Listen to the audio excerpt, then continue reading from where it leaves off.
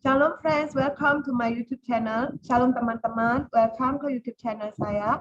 Today the topic that I'm going to share is the power of God's touch. Hari ini judul khotbah saya, kuasa jamahan Tuhan. Let us pray. Mari kita berdoa. Lord Jesus, thank you for your love. Tuhan Yesus, terima kasih atas kasih-Mu. Lord Jesus, cover me and my YouTube friends with the precious blood of Jesus. Tuhan Yesus, tutup bungkus saya dan juga teman-teman saya di YouTube dengan kuasa darah Yesus. Lord Jesus, anoint me to the fullness as I'm going to share the message today, the power of God's touch. Tuhan, urapilah hamba-Mu yang tidak ada apa-apanya hari ini akan share tentang kuasa jamahan Tuhan. Lord, I pray, Lord, remove our hearts of stones and give us a heart of flesh. Tuhan, buang semua hati yang keras dalam hati kami. Berikan kami hati yang baru.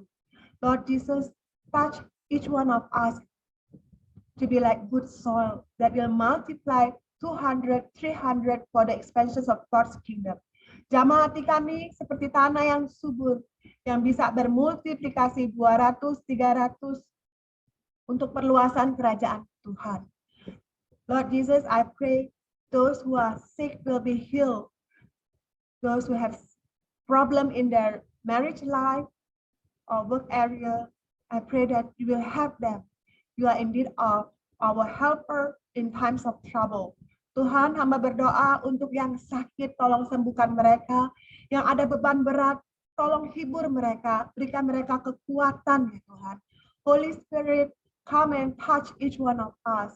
If your presence is not with us, we shall not be content. Touch us, Holy Spirit. Roh Kudus, mari jamah setiap pribadi kami. Kalau hadirat-Mu tidak menyertai kami, kami tidak akan puas. Jamah kami. Thank you, Lord, for loving us. Thank you, Jesus, for answering our prayer. We believe, God, that you will hear our prayer. In the name of Jesus, I pray.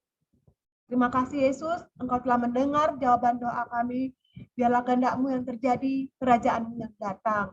Dalam nama Yesus, hamba berdoa. Amin. Today, the topic that I'm going to share is the power of God's touch.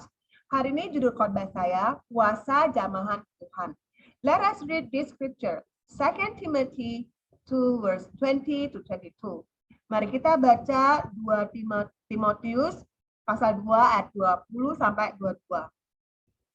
But in a great house, there are not only vessels of gold and silver, but also of wood and clay, some for honor and some for dishonor. Therefore, if anyone cleanses himself from the latter, he will be a vessel for honor, sanctified and useful for the master, prepared for every good work. Flee also useful lust, but pursue righteousness, faith, love, peace with those who call on the Lord out of a pure heart.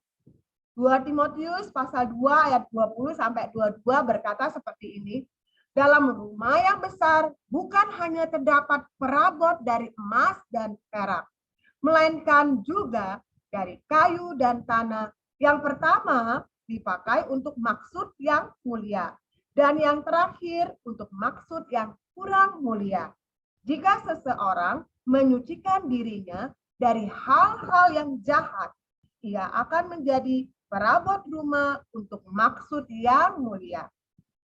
Ia dikuduskan, dipandang layak untuk dipakai tuannya, dan disediakan untuk setiap pekerjaan yang mulia. Sebab itu, jauhilah nafsu orang muda, kejarlah keadilan, kesetiaan, kasih dan damai bersama-sama dengan mereka yang berseru kepada Tuhan dengan hati yang murni. Friends, we could learn from this scripture, if anyone cleanses himself and chooses to walk closer to God, walk in humility, in love, walking in the Spirit, he or she will be a vessel for honor, sanctified and useful for the master, prepare every good work.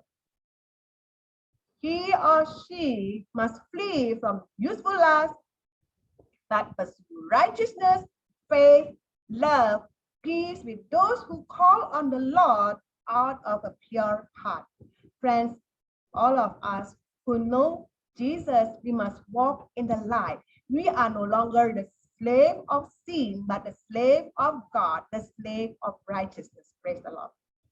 Teman-teman, firman Tuhan berkata, jika seseorang menyucikan dirinya dari hal-hal yang jahat, ia akan menjadi perabot rumah untuk maksud yang mulia.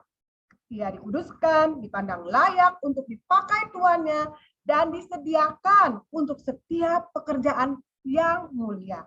Setelah kita mengenal Yesus, kita adalah hamba Tuhan, kita anak Tuhan, kita bukan lagi hamba dosa.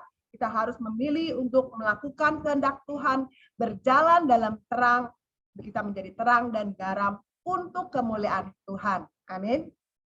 Sebab itu jauhilah diri kita semua dari hawa nafsu orang muda, kejarlah keadilan, kesetiaan, kasih, dan damai bersama-sama dengan mereka yang berseru kepada Tuhan dengan hati yang murni. Today, I would like to share 4 points about the power of God's touch. Hari ini saya akan share 4 poin mengenai kuasa jamahan Tuhan. The first point, when God touches us, we will have different perspective. Ketika Tuhan menjamah kita, kita akan memiliki perspektif yang berbeda. Romans 12 verse 2. Do not conform to the pattern of this world, but be transformed by the renewing of your mind, that you will be able to test and approve what God's will is, His good, pleasing, and perfect will. Roma 12 ayat 2. Janganlah kamu menjadi serupa dengan dunia ini, tetapi berubahlah oleh pembaharuan budimu, sehingga kamu dapat membedakan manakah kehendak Allah, apa yang baik, yang berkenan kepada Allah, dan yang sempurna. May the Lord direct your hearts into God's love and Christ's perseverance. That is in 2 Thessalonians 3 verse 5. 2 Tesalonika 3 ayat 5 berkata, kiranya Tuhan tetap menunjukkan hatimu kepada kasih Allah dan kepada ketabahan Kristus. Friends, when we draw closer to God, we need His presence every day. We need His touch. And when God touches us, we will have different perspective. Instead of fear, we choose to have faith in God. Teman-teman, ketika kita dekat pada Tuhan, kita ingin jamahan Tuhan, kita ingin hadirat Tuhan. Tuhan akan memberikan kita perspektif yang berbeda. Sebagai ganti ketakutan, kita memilih untuk beriman kepada Tuhan. Instead of having doubt, we choose to pray and keep trusting God. Daripada kita ragu-ragu, kita memilih untuk berdoa dan percaya pada Tuhan.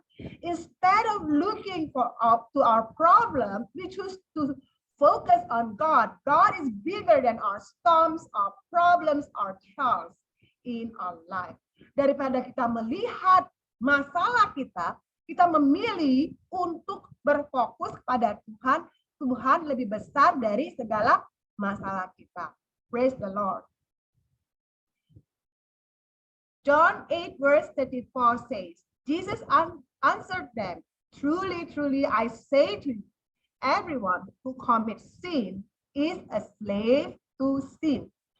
Yohanes 8 ayat 34 berkata, kata Yesus kepada mereka, aku berkata kepadamu, sesungguhnya setiap orang yang berbuat dosa adalah hamba dosa. Galatians 5 verse 1. For freedom Christ has set us free. Stand firm, therefore, and do not submit again to a yoke of slavery.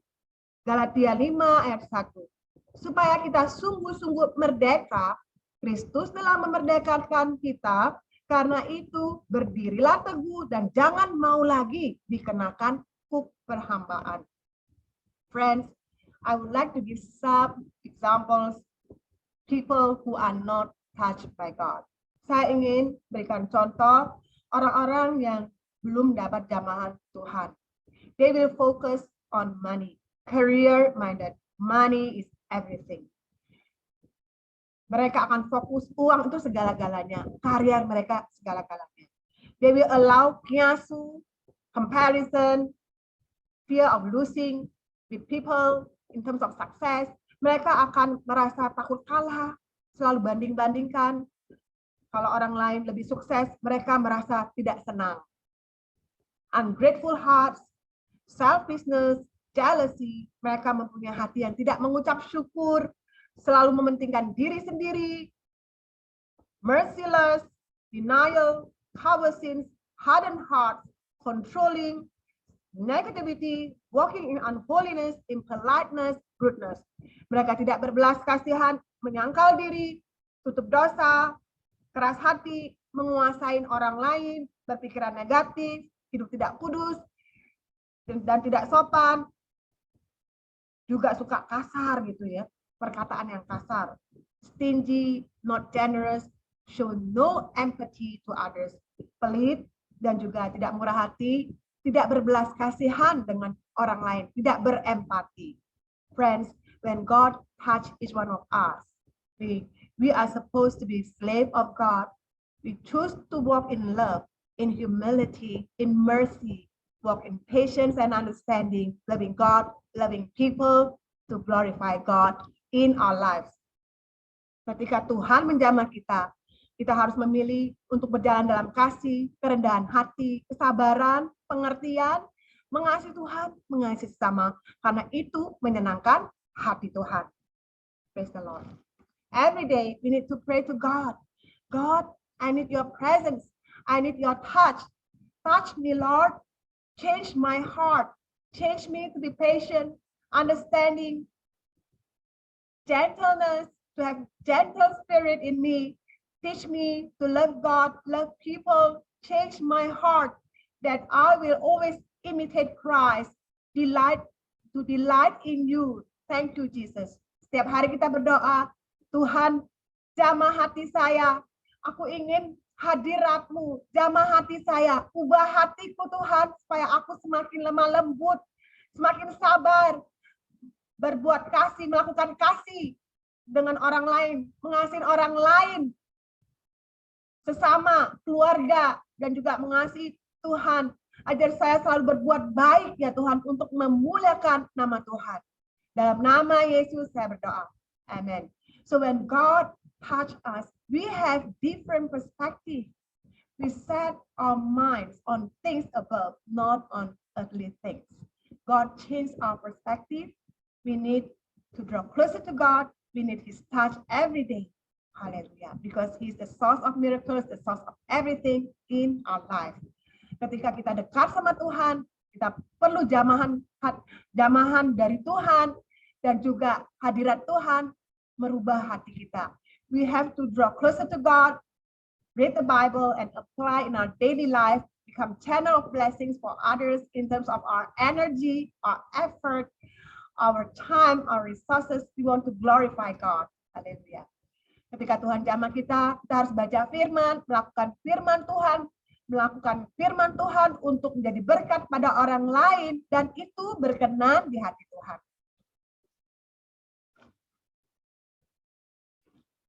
The second point, when God touches us, we become slave of God. The fruit we get leads to sanctification and its end eternal life.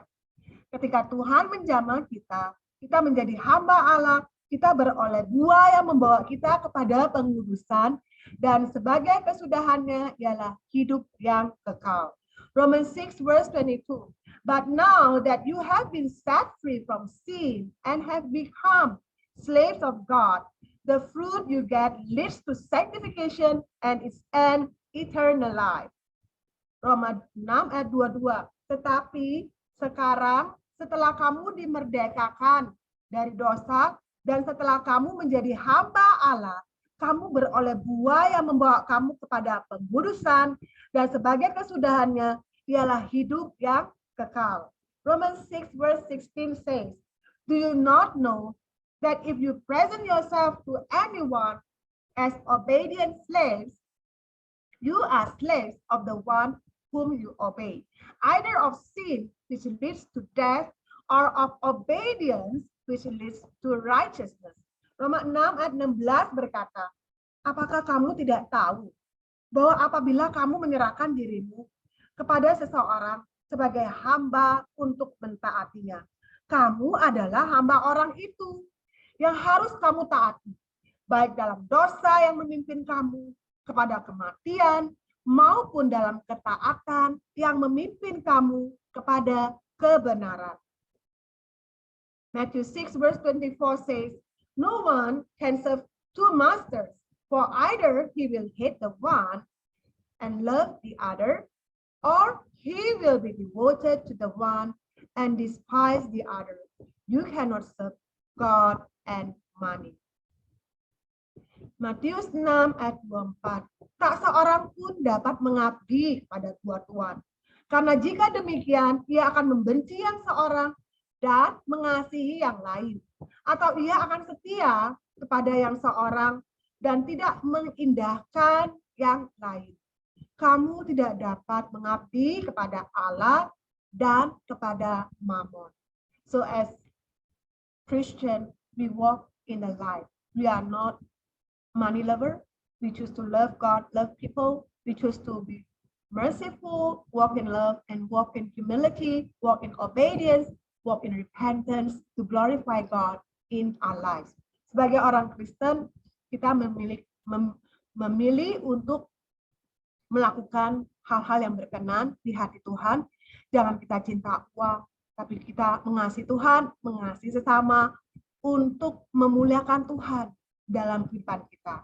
I have a testimony is a real story, but I will not reveal the place and the name of the persons. It is a real story. Saya ada kesaksian, tapi saya tidak akan mengatakan di mana tempatnya dan siapa nama mereka. It's about this story of Mr. Husin and Mr. Anton. Cerita dari Pak Husin dan Pak Anton. Both of them are siblings. Mereka berdua adalah kakak adik. Both of them allow conflict, hatred, bitterness because of money issue. Mereka saling benci, saling konflik, saling dendam karena masalah keuangan. So one day, Mr. Husin was demon possessed and he plotted to kill his brother, Mr. Anton, by engaging professional murderer. Suatu hari, Pak Husin kerasukan setan dan beliau ingin merencanakan membunuh adiknya Pak Anton. Beliau menggajikan pembunuh yang profesional dan membunuh Anton dan keluarganya. At first, the police investigated and police didn't know the culprit or the mastermind who killed Anton is Mr. Husin. Pertama kali polisi investigasi dan tidak tahu bahwa yang pembunuhnya adalah Mr. Husin. After long process of investigation, many months of investigation, and police received so many evidence that the mastermind, the culprit who killed Mr. Anton is Mr. Husin. What a sad story because of money. And then this person murdered his younger brother. Pertama kali polisi investigasi tidak memikirkan bahwa pembunuhnya itu kakaknya Pak Husin. Tapi setelah berbulan-bulan investigasi, polisi mendapatkan bukti-bukti yang benar bahwa pembunuhnya adalah Pak Husin. Ini cerita yang sangat menyedihkan karena keuangan, karena masalah uang, jadi ada pembunuhan. The Bible says in 1 Timothy 6 verse 10, for the love of money is a root of all kinds of evil. Some people eager for money have wandered from the faith and pierced themselves with many griefs. Alkitab berkata bahwa cinta uang adalah akar dari segala kejahatan dan memberikan mereka semua kesedihan dalam kehidupan mereka. Friends, when we are Christian, we walk in the light.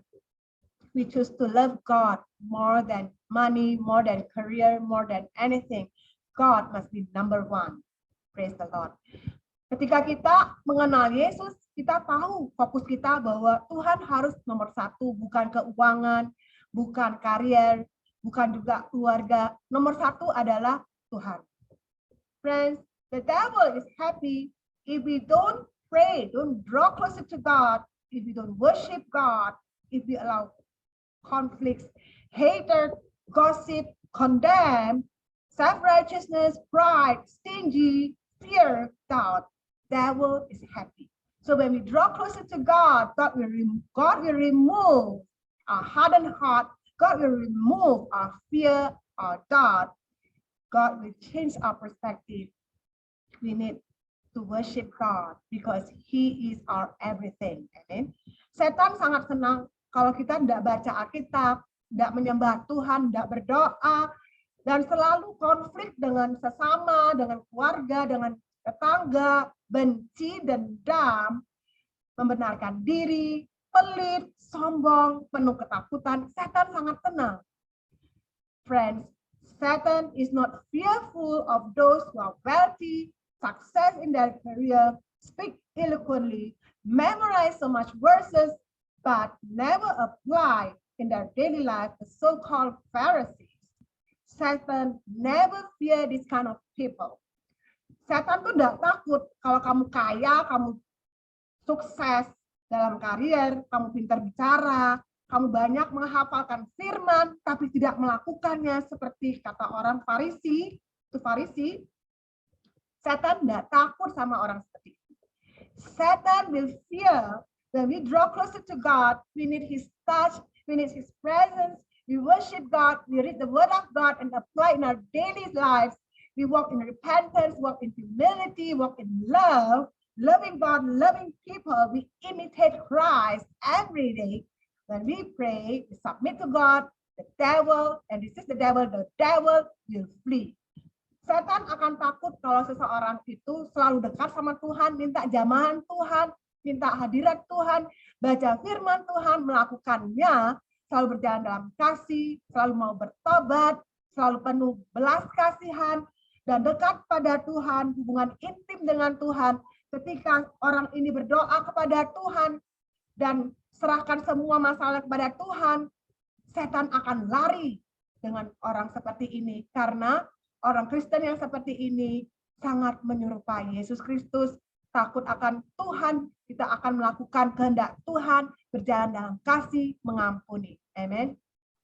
Kalau kita tetap mengasihi Tuhan, Tuhan akan memberkati kita. Kita mengasihi Tuhan, mengasihi sesama. We choose to love God, love people, let go all the negative emotion, and must have a merciful heart, show empathy to others, show good deeds, do good deeds to glorify God. That's delight in God.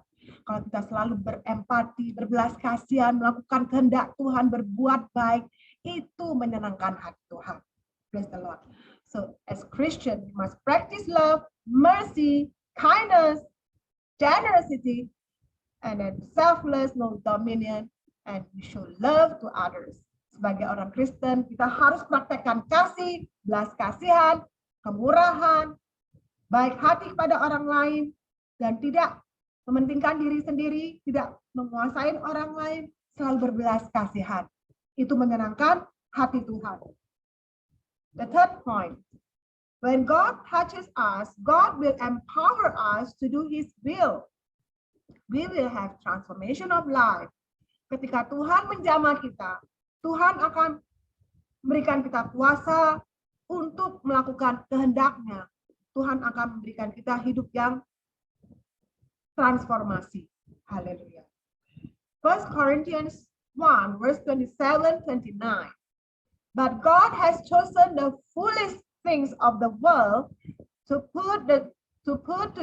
shame the wise, and God has chosen the weak things of the world to put to shame the things which are mighty, and the base things of the world and the things which are despised God has chosen, and the things which are not, to bring to nothing the things that are, that no flesh glory in his presence. 1 Korintus 1 ayat 27 sampai 29 berkata seperti ini. Tetapi apa yang bodoh bagi dunia dipilih Allah untuk memalukan orang-orang yang berhikmat. Dan apa yang lemah bagi dunia dipilih Allah untuk memalukan apa yang kuat. Dan apa yang tidak terpandang dan yang hina bagi dunia dipilih Allah. Bahkan apa yang tidak berarti dipilih Allah untuk meniadakan apa yang berarti. Supaya jangan ada seorang manusia pun yang memegahkan diri di hadapan Allah. Friends, God has chosen the foolish things of the world to put to shame the wise, and God has chosen the weak things of the world to put to shame the things which are mighty, so that no flesh shall glory in his presence. Teman-teman, tetapi apa yang bodoh bagi dunia dipilih Allah untuk memalukan orang-orang yang berhikmat. Dan apa yang lemah bagi dunia dipilih Allah untuk memalukan apa yang kuat. Supaya jangan ada seorang manusia pun yang memegahkan diri di hadapan Allah. Friends, God is using each one of us as a willing vessel. If we have a willing heart to be used by God, even though we are just ordinary person, we are not eloquent in speaking, but we have the heart to learn and a heart to draw closer to God. God will anoint us to the fullness and bring us to a higher dimension. God will use us mightily for God's glory. Teman-teman, Tuhan akan memakai kita semua bejana yang biasa ketika kita punya hati ingin belajar, ingin dekat pada Tuhan. Tuhan mengurapi kita akan dipakai luar biasa untuk kemuliaan Tuhan. There's no self-glory in us when God uses us. All the glory belongs to the Lord because He deserves the highest praise and glory. Haleluya. Tidak ada kemuliaan untuk diri kita kalau kita dipakai Tuhan. Segala kemuliaan itu milik Yesus. Dia layak di atas pujian kita semua. Amin. Haleluya. Now, the next point I would like to share is when God touches us, we will receive miracles, divine healings, divine blessings, physical, emotional, spiritual blessings as well.